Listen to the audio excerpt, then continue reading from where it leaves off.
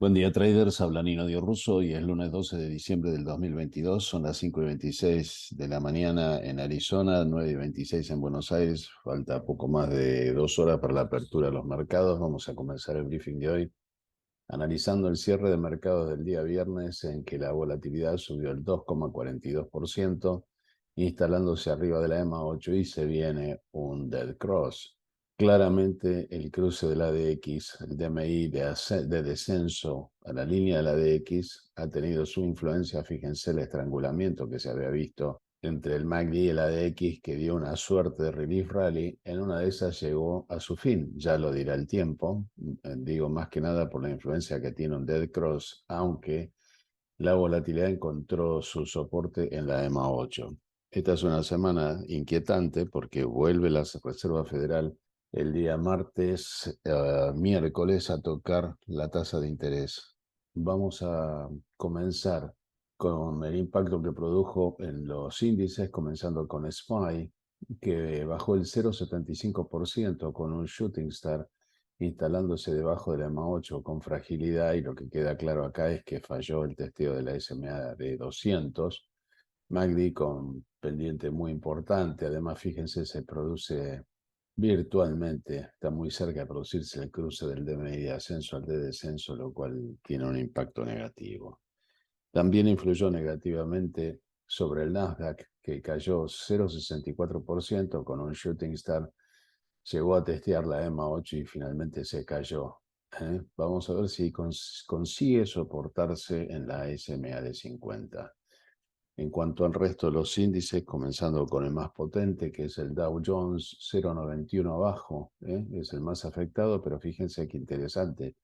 Se viene el Golden Cross en el caso del Dow Jones, aunque en el corto plazo vemos claramente la caída del MACD, con pendiente negativa. Está claramente debajo de la línea de la DX, con lo cual de alguna manera el ascenso perdió control. En lo que se refiere a Russell 2000, las 2000 empresas de capitalización media, la baja fue del 1,23%, encontrando soporte sobre la SMA de 50 debajo de la EMA 8. Y fíjense que acá claramente lo que se nota es el cruce del DMI de ascenso al de descenso. En una de esas se encuentra soporte en la SMA de 50 y ahí rebota. Ya lo veremos en los próximos días. En lo que se refiere al movimiento de los commodities más importantes, el petróleo subió el 0,22, generando una vela negra, un doji, que un doji al final del ciclo bajista puede ser el fin de la corrección. Lo veremos. Fíjense que eh, por ahora tiene una caída de largo y sostenido plazo. En lo que se refiere al gas natural, el otro commodity que influye mucho en la inflación, 5,53 arriba, logró mantenerse arriba de la EMA 8, aunque está debajo de la SMA de 50. Recuerden, comienza el invierno europeo, y en particular en todo el hemisferio norte, en particular Ucrania, que está sin gas y sin luz, está muy afectada. Y la demanda de este commodity, que Rusia no puede exportar libremente, genera una fuerte presión internacional en los precios.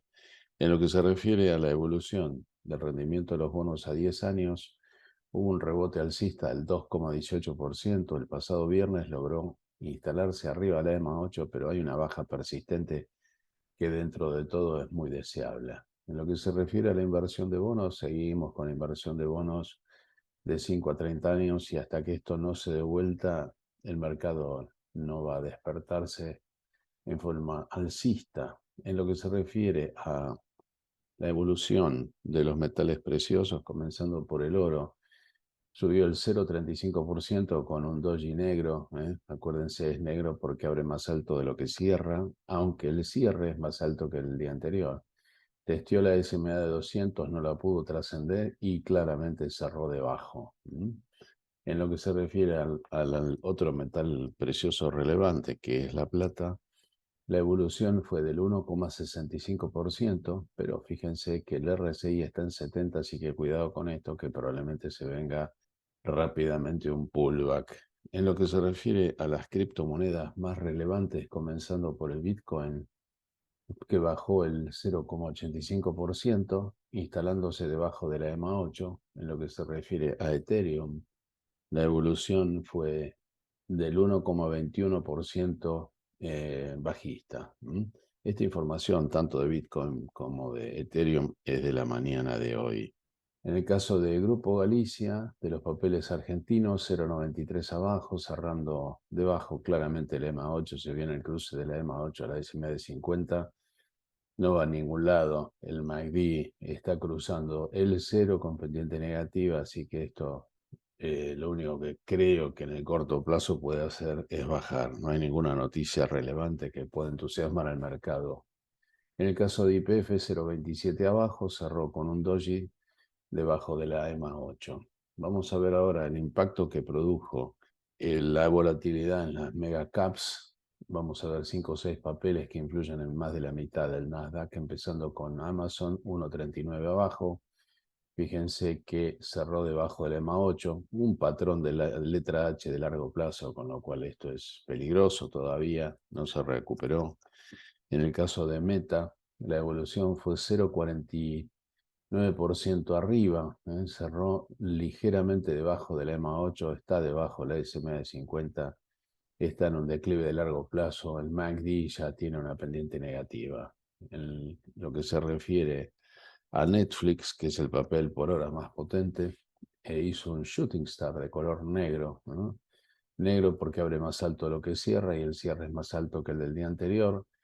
El RSI está en 63, está camino a ser exuberante, pero fíjense que lleva moviéndose en un canal ascendente hacia el largo plazo, arriba la SMA de 50, que hizo un Golden Cross. Así que dentro de todos es el papel del Nasdaq que más fortaleza tiene.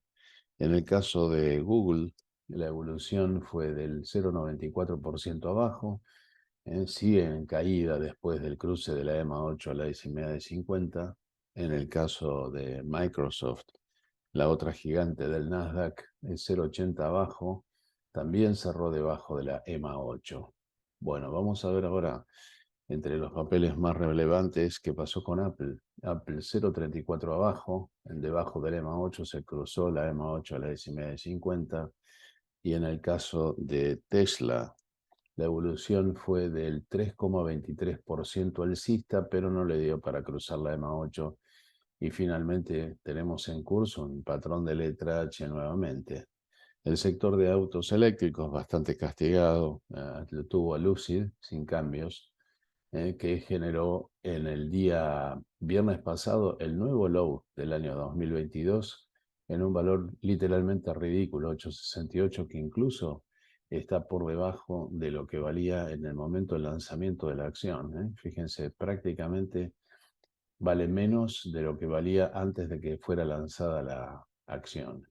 Y no tiene demasiada justificación, más que especulación. En el caso de NIO, el papel de autos eléctricos chinos, con un pullback 5,82 abajo, se sentó sobre la EMA 8 en un nivel donde ya hay bastante soporte en este nivel. Tal vez se sostenga por acá, ya lo dirá el tiempo.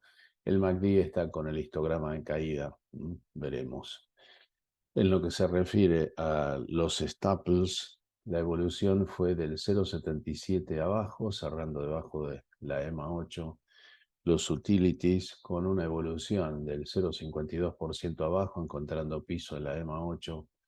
De los papeles relevantes y tradicionales, Macy's 3,96 abajo, cerrando en 22,07. En el caso de LABU, que son las biotecnológicas, la evolución fue del 7,12% abajo. Fíjense que está construyendo un talón lateral de largo plazo. Y finalmente SOXL, que es el ETF de los microchips, 2,38 abajo, cerrando estabilizada en la EMA 8. Y fíjense que también es un nivel en el que está, que tiene muchísimo soporte de largo plazo. Esta mañana la volatilidad está en baja, prácticamente el 0,22, que había roto el Trendinator el día viernes, ahora lo rompió y está peleando quedarse ahí o caer arriba de la EMA 3, arriba de la EMA 8 y arriba del volatility stop. Así que lo único que le falta para estar alcista es que la volatilidad se quede arriba del trendinator y que la EMA 8 logre cruzar el trendinator, lo cual por ahora veremos si ocurre o no. En lo que se refiere al Commodity Channel Index, fíjense ustedes que está ya bastante exuberante por cruzar el 100, ¿eh? Veremos si se agota este impulso de volatilidad o no de acá al día miércoles, que es cuando la Reserva Federal comunica su decisión sobre la tasa de interés. En lo que se refiere a T21-22, está en un camino de un pullback. Le queda muy poco camino de recorrida para un pullback y mucho espacio todavía para un relief rally. Veremos si lo hace. En lo que se refiere al Nasdaq, que esta mañana está 28 puntos arriba, arriba de la EMA 8, arriba de la EMA 3, arriba del Trendinator, pero está debajo del Volatility Stop, con lo cual le falta fortaleza y recuerden que se había metido en un patrón de caída. ¿Qué es lo que vemos a favor? El RSI Stochastic está en ciclo ascenso, como también lo está en el mes y probablemente en la semana esté en la misma condición. En la semana está claramente iniciando un ciclo de caída. Vamos a ver a dónde termina esta corrección.